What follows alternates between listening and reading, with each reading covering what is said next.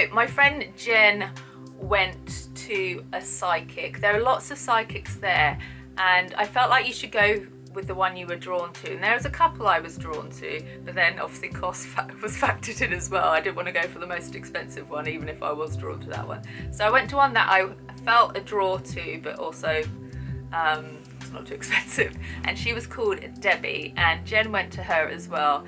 And Jen's reading was pretty bang on. So after that I was like, okay, this should be good.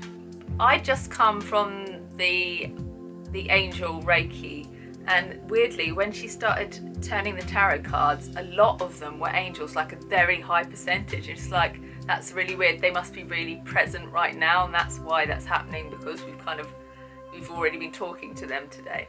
First one she read out to me, it was 3 of air, and it said great sadness, time to heal, the need to forgive others or yourself. And she's a psychic that uses tarot cards, but also draws on things that are coming to her, messages come to her. And she's like, I sense you've had a lot of sadness in your life.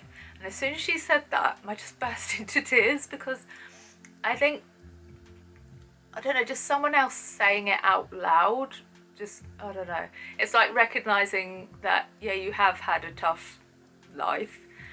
Because so often people like go, oh, but think how bad it could be, think how lucky you are. And sometimes it's comforting for someone to go, I know it's been crap, I know it's been difficult, I know you've had a lot of sucky things happen and a lot of tragedies.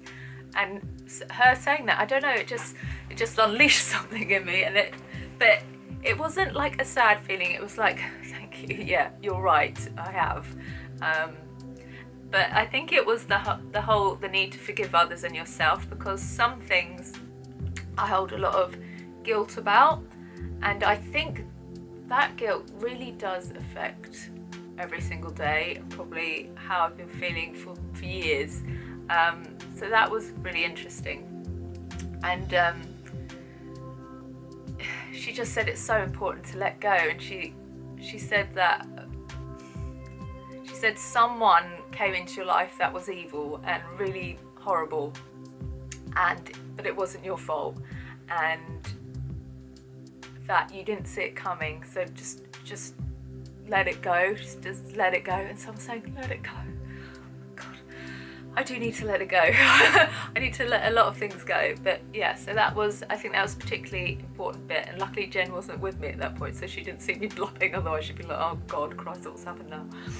Archangel Jeremiah, which came up at the Reiki, popped up again, which is very weird. It's like, that's definitely something I need to listen to, because everything's pointing to this, and that is the whole review and evaluate, new directions, new starts, a new transition, all that sort of stuff. So that's clearly, I'm entering a new spiritual phase of my life, and new, hopefully positive phase. So that was prominent actually throughout my day. He just kept popping up.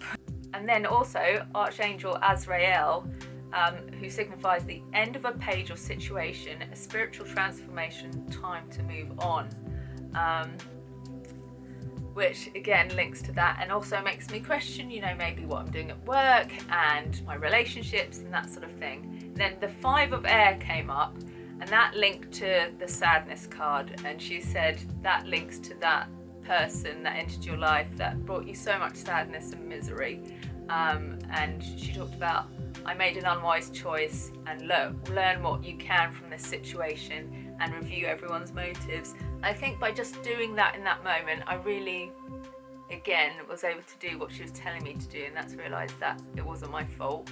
Some people are just bad, and you learn from these experiences. I know I learned a hell of a lot out of it, and yeah, time to move on. The work area was extremely fascinating. So she got a couple cards for the work area, and that was Archangel Jophiel, I think it was, and that's about the ego, and it's a false sense of entrapment, being overly focused on material things, negative or fear-based thoughts.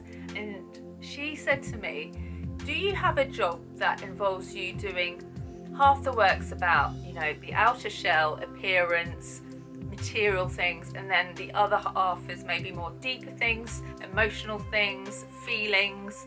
I'm like, well, obviously I do like the beauty and the fashion content, and then I also do the mental health wellness stuff. And she's like, you should be doing the deeper soulful emotional level stuff. And she said, as soon as you do that, you are going to be on the right track, and things are going to be abundant, and your life's going to go where you want to go, basically. And that is something I've always felt is the case. Don't get me wrong, I love styling, I love shopping, I love putting outfits together, but I don't feel like that's my purpose. I feel like helping people or talking about deeper stuff is my purpose. What? Oh god, we're already on 17 minutes, bloody hell. So she picked out a card that she didn't think was about me. She thought it would probably be about my boyfriend or husband. She wasn't sure if I was married or whether I had a partner, but she knew I had a partner. And it was Knight of Earth. So it was loyal, dedicated, honourable, kind, time to buckle down and get this done and honour your commitments. And she's just saying that she gets the sense that this person, although extremely loyal to you and dedicated to you, isn't the person that necessarily gives you advice and answers to help with your stuff and with your work. And I was like, that is definitely the case. You guys know from my vlogs that sometimes I feel a little bit unsupported in that area, even though I know he's completely dedicated to me and wants to make sure I'm happy. He's not necessarily available to do that side of things in our relationship. But interestingly, she also said he has a guardian angel, which I instantly thought, well, that's his dad, who sadly died in an accident a number of years ago. So he's obviously watching over Si and hopefully looking out for him.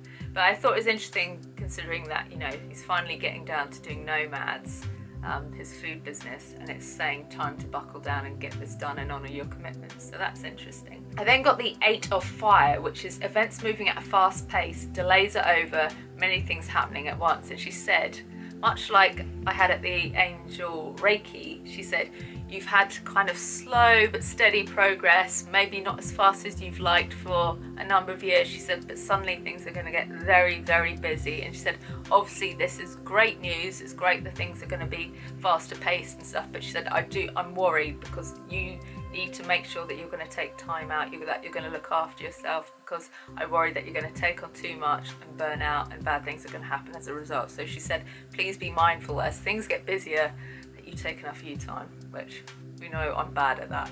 And the future card was very exciting. Okay, so it said falling in love or the resurgence of a relationship. Slightly worrying for Si probably, but I'm hoping that it means a resurgence in our relationship, because it's been quite a tough few months. So maybe this means things are going to get a bit better.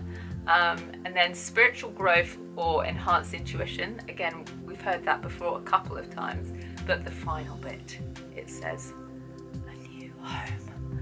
And when that happened, Jen looked at me and we both like, because she knows how important it is to me and what a big deal just having a new home would be. So the fact that my future card is saying that could happen, so exciting. Emperor, which is Archangel Michael, is about organisation. Yeah, you know, I need help with that. And logic and structure and discipline. But she focused on this. She's like, I get a sense that you're someone that doesn't believe they can be a leader, but you really, really can. She said, just because you're not loud and you're not brash and like super confident, it doesn't mean that you can't be a leader. And she's like, I really want you to know that today. And weirdly, not long before that, I'd written that piece about how introverts can be activists, which kind of links quite closely to that. And after going to the Lush Summit, I really felt like, yeah, I may not be like super loud and super, I don't know, in your face, but maybe I can make changes just by like little intimate conversations I have with people. I don't have to scream it from the rooftops. Do you know what I mean? I can do it in a more subtle way, maybe. And me and Jenna also went to a talk which was about finding your purpose, and how as soon as you do that, your life is just better. You might not be richer because of it, you might not have more money, but in terms of happiness, just finding what you're meant to do in life all makes such a difference. The woman that was talking to us, she was she's been in a very high powered job. She used to have good salary, she used to have security, but she wasn't happy. And then suddenly she just risked it all, gave it up, and pursued something she was interested in, which is also talking to people and sharing her story.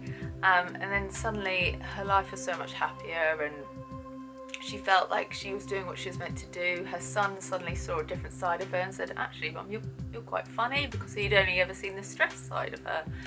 And yeah, I don't think that chat was necessarily for me. I felt like we were meant to go to that chat, because in the car on the way there, Jen, my friend, was just talking about, you know, wanting to explore her passion, put more energy into the business that she wants to launch, and how she wants to do less hours of work, and how she'd be umming and ahhing over it.